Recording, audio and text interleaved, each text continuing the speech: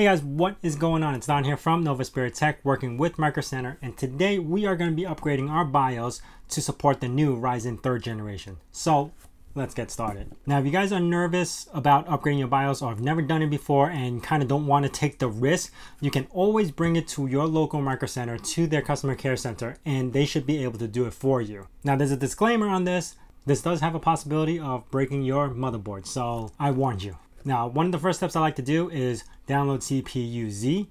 This way I could actually pull up my manufacturer's motherboard and the CPU and also the version number of the BIOS. Now, not all motherboards are going to be able to support the new Ryzen 3rd generation. So you're going to have to check with your manufacturer's website just to make sure they have released a BIOS version that will support this. Otherwise, you're just wasting your time. The CPU-Z should be able to tell you the version that you are on, and if you check the manufacturer's website, you should see that there's a newer version or whatnot. So head over and download the latest version. Now we're going to prep our SD card. So what I'm going to be using is the Micro Center 32GB USB, and there I'm going to make sure to format it to FAT32.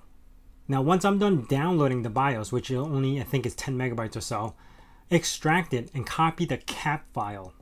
It's whatever the name .cap over to the USB stick. Now we're ready to flash the BIOS.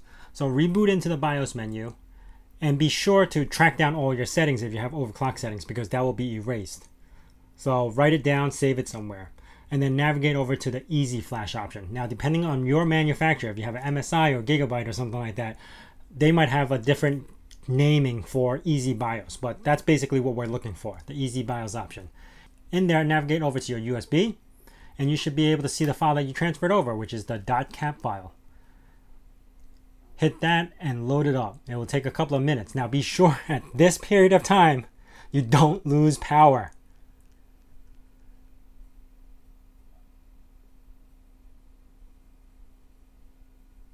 Once you're done, that is it. It's going to reboot. Just reload the settings from before. So if you had something that was set to RAID or you had different memory settings or whatever it was, load those back in and you should be good to go.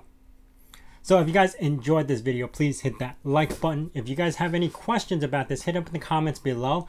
If you haven't done so already, be sure to check out my video on the 3700X review.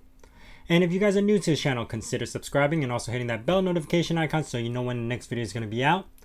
Thanks for watching, and I'll see you guys next time.